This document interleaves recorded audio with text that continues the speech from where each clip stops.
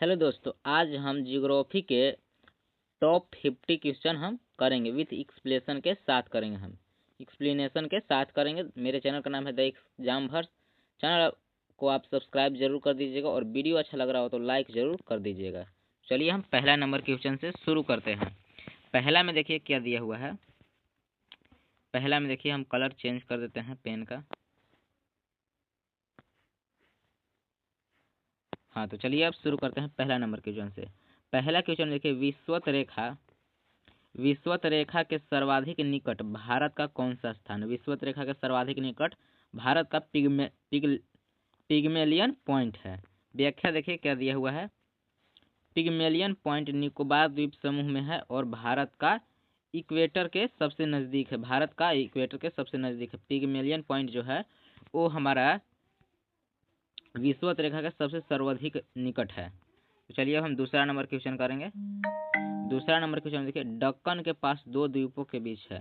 दक्कन पास किन दो द्वीपों के बीच है। दक्कन पास दक्षिणी अंडमान और छोटा अंडमान द्वीपों के बीच है। यह जलडमरू मध्य इन दोनों द्वीपों के अलग करता है। यह जलडमरू मध्य इन दोनों द्वीपों को अलग करता है। अब चलिए हम दूसरा नंबर क्वेश्चन करेंगे। कोंकण तट किन दो स्थानों के बीच फैला। कोंकण तट जो है किन दो स्थानों के बीच फैला हुआ है। दमन और गोवा, दमन से गोवा के बीच फैला हुआ है। यह पश्चिमी तट का महत्वपूर्ण भाग है। पश्चिमी तट का महत्वपूर्ण भाग है। तीसरा नंबर क्वेश्चन हम करेंगे। तीसरा नंबर क्वेश्चन में देखिए, सफेद पानी के नाम से कौन सा स्थान जाना जाता है। सफेद पानी के नाम से कौन सा स्थान जाना जाता है। सियाचिन सफेद पानी के नाम से जाना जाता है। साल भर बर्फ से ढके होने के कारण इसे सफेद पानी कहा जाता है। साल भर तक मतलब पर एक भी दिन बिना बर्फ के नहीं रहता है। तो सियाचिन जो है उसे हम सफेद पानी के नाम से जानते हैं। अब देखिए हम पांचवा नंबर क्वेश्चन करेंगे। 5 नंबर क्वेश्चन में देखिए, भारत में सबसे छोटी समुद्र तट रेखा किस राज्य की है। भारत में सबसे छोटी समुद्र तट रेखा किस राज्य की है। तो गोवा के समुद्री तट रेखा सबसे छोटा गोवा यहाँ पर है और इधर से है तो सबसे छोटा जो तट रेखा है वो गोवा का है। अब चलिए हम करेंगे 6 नंबर क्वेश्चन। देखिए ये लिखा हुआ गोवा की तट रेखा लगभग 160 किलोमीटर है। याद रखिएगा जो 160 किलोमीटर है गोवा की तट रेखा। अब हम 6 नंबर क्वेश्चन करेंगे। 6 नंबर क्वेश्चन में देखिए क्या है, कार्डमम पहाड़ियों किस राज्य के में स्थित है। कार्डमम पहाड़ियाँ जो है वो किस राज्य में स्थित है। तो वह केरल राज्य में स्थित है। यह पश्चिमी घाट का दक्षिणी भाग है। पश्चिमी घाट का दक्षिणी भाग है। पश्चिमी घाट मतलब कि नीचे की तरफ उत्तर हो जाएगा ऊपर में, नीचे में दक्षिण हो जाएगा। तो केरल के हो जाएगा। केरल के पश्चिमी इस साइड का मतलब देखिए ऐसे हम कह सकते हैं, ये जो यहाँ पर ऐसे बना हुआ है तो इस साइड से दक्षिणी भाग है। पश्चिमी साइड का मतलब इस साइड का सबसे दक्षिणतम पॉइंट जो है वो कौन है, कार्डमम पहाड़ियाँ है। अब चलिए हम 7 नंबर क्वेश्चन करेंगे। 7 नंबर क्वेश्चन में देखिए, जोजिला दर्रा किन दो स्थानों में को जोड़ता है। जोजिला दर्रा जो है वो किन दो स्थानों को जोड़ता है। तो श्रीनगर और लेह को जोड़ता है।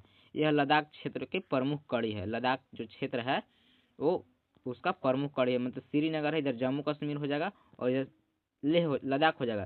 तो ये जो बीच में है वो जोजिला दर्रा है, इसको यही सबसे प्रमुख कड़ी है।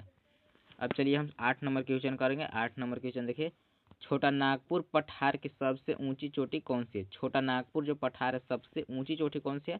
तो पारसनाथ है। यह झारखंड में स्थित जैन धर्म का प्रमुख तीर्थ भी है। यह झारखंड में जो स्थित है जैन धर्म का प्रमुख तीर्थ है, मतलब घूमने वाला स्थान है पारसनाथ। अब चलिए हम 9 नंबर क्वेश्चन करेंगे। 9 नंबर क्वेश्चन में देखिए क्या है, नदी पहाड़ियाँ कहाँ स्थित है। नंदी पहाड़ियाँ कहाँ स्थित है। तो कर्नाटक में नंदी पहाड़ियाँ स्थित है। यह बेंगलुरु के पास प्रसिद्ध हिल स्टेशन है। हिल स्टेशन है, सबसे प्रसिद्ध है। अब चलिए हम 10 नंबर क्वेश्चन करेंगे। 10 नंबर क्वेश्चन देखिए, कैलाश मानसरोवर यात्रा हेतु उत्तराखंड का कौन सा दर्रा उपयोग होता है। कैलाश जो मानसरोवर उसमें यात्रा हेतु उत्तराखंड में कौन सा दर्रा उपयोग होता है। तो लिपू लेख जो है दर्रा उसका उपयोग किया जाता है। व्याख्या देखिए क्या दिया हुआ है। व्याख्या, यह पिथौरागढ़ जिले में स्थित है। लिपू लेख जो है वो पिथौरागढ़ जिले में स्थित है। अब चलिए हम 11 नंबर क्वेश्चन देखेंगे। 11 नंबर क्वेश्चन में देखिए, किस राज्य की तट रेखा भारत में सबसे लंबी है। किस राज्य की तट रेखा भारत में सबसे लंबी है। तो गुजरात की तट रेखा भारत में सबसे लंबी है। वो टेढ़ में ऐसे ऐसे करके घुसा है इसलिए ऐसे पूरा लाइनिंग ले आता है, इसलिए वो सबसे ज़्यादा लंबी है तटरेखा। गुजरात की तटरेखा लगभग 1600 किलोमीटर, लगभग 1600 किलोमीटर है, 1600 किलोमीटर है। अब चलिए हम 12 नंबर क्वेश्चन देखेंगे। 12 नंबर क्वेश्चन में देखिए, भारत का पूर्वोत्तम बिंदु कौन सा? भारत का पूर्वोत्तम बिंदु कौन सा है? तो किबिथु है, अरुणाचल प्रदेश में, इस साइड है किबिथु, अरुणाचल प्रदेश में है। सबसे पूर्वोत्तम बिंदु है अरुणाचल प्रदेश में। यहाँ सूर्य सबसे पहले उदय होता है। पूछेगा कि भारत का सबसे पहले सूर्योदय कहाँ होता है? तो अरुणाचल प्रदेश में होता है, और पूरे विश्व में तो जापान में होता है, पूरे विश्व में जापान में होता है। अब चलिए हम 13 नंबर क्वेश्चन करेंगे। 13 नंबर क्वेश्चन देखिए, भारत का उगता हुआ सूरज अरुणाचल प्रदेश था और विश्व का जापान है। अब चलिए हम 13 नंबर क्वेश्चन देखिए, सह्याद्री पर्वत श्रृंखला कहाँ से कहाँ तक है? सह्याद्री पर्वत श्रृंखला जो है वो कहाँ से कहाँ तक है? तो गुजरात से कन्याकुमारी तक है। इस साइड से ऐसे ऐसे आया है, कन्याकुमारी तक है। यहाँ से ऐसे हो जाएगा और इधर से गुजरात है, यहाँ से कन्याकुमारी तक आया है, गुजरात से कन्याकुमारी तक। इसे पश्चिमी घाट भी कहते हैं। पश्चिमी घाट जो है सह्याद्री पर्वत श्रृंखला है वो पश्चिमी घाट सबसे है। अब हम 14 नंबर क्वेश्चन देखेंगे। 14 नंबर क्वेश्चन में देखिए क्या है, हिमालय किस प्रकार की पर्वत श्रृंखला है? हिमालय जो है वो किस प्रकार की पर्वत श्रृंखला है? तो वलित पर्वत श्रृंखला है, वलित पर्वत श्रृंखला है। टेक्टोनिक प्लेटों के टकराव से निर्मित हुआ है। पूछेगा कि हिमालय किस टकराव से निर्मित है? तो टेक्टोनिक प्लेटों के टकराव से निर्मित हुआ है हिमालय पर्वत। अब चलिए हम 15 नंबर क्वेश्चन देखेंगे। 15 नंबर क्वेश्चन में देखिए, भारत का सबसे बड़ा राज्य क्षेत्रफल के आधार पर कौन सा है? भारत का सबसे बड़ा क्षेत्रफल के आधार पर राजस्थान है। राजस्थान का क्षेत्रफल भारत में सबसे अधिक है। अब चलिए हम 15 नंबर क्वेश्चन देखेंगे। 15 नंबर क्वेश्चन देखिए, भारत का सबसे छोटा राज्य क्षेत्रफल के आधार पर कौन सा? भारत का सबसे छोटा राज्य क्षेत्रफल के आधार पर गोवा है। इसका क्षेत्रफल 3702 वर्ग मीटर है, 3702 है, 3702 है। 17 नंबर क्वेश्चन देखिए, भारत की सबसे लंबी नदी कौन सी है? तो भारत की सबसे लंबी नदी गंगा नदी है, 25-25 किलोमीटर है, 25-25 इसको ऐसे हम बोल देंगे। अब देखिए हम 18 नंबर क्वेश्चन देखेंगे, भारत की सबसे शुद्ध जल वाली नदी कौन सी है? भारत की सबसे शुद्ध जल वाली नदी कौन सी है? तो ब्रह्मपुत्र, सबसे शुद्ध जल होता है ब्रह्मपुत्र में। इसमें गाद बहुत कम मिलती है, इसमें जो गाद है वो बहुत कम मिलती है। 19 नंबर क्वेश्चन करेंगे। 19 नंबर क्वेश्चन में देखिए क्या है, भारत में सबसे अधिक वर्षा कहाँ होती है? तो मोन्सिनराम में, मोन्सिनराम में सबसे अधिक वर्षा होती है, मेघालय में जो है। विश्व का सबसे अधिक वर्षा वाला स्थान है, विश्व का भी सबसे अधिक वर्षा वाला स्थान है मोन्सिनराम। अब चलिए हम 20 नंबर क्वेश्चन करेंगे। 20 नंबर क्वेश्चन में देखिए क्या है, थार मरुस्थल किस राज्य में स्थित है? थार मरुस्थल जो है वो किस राज्य में स्थित? थार मरुस्थल राजस्थान में स्थित है। इसे ग्रेट इंडियन डिजर्ट भी कहा जाता है, ग्रेट इंडियन डिजर्ट भी कहा जाता है थार मरुस्थल को। 21 नंबर क्वेश्चन देखिए। 21 नंबर क्वेश्चन में देखिए क्या है, 21 नंबर क्वेश्चन में देखिए, भारत का सबसे बड़ा डेल्टा कौन सा है? भारत का सबसे बड़ा डेल्टा सुंदरवन डेल्टा है। व्याख्या क्या किया गया है? तो गंगा ब्रह्मपुत्र द्वारा निर्मित विश्व का सबसे बड़ा डेल्टा है।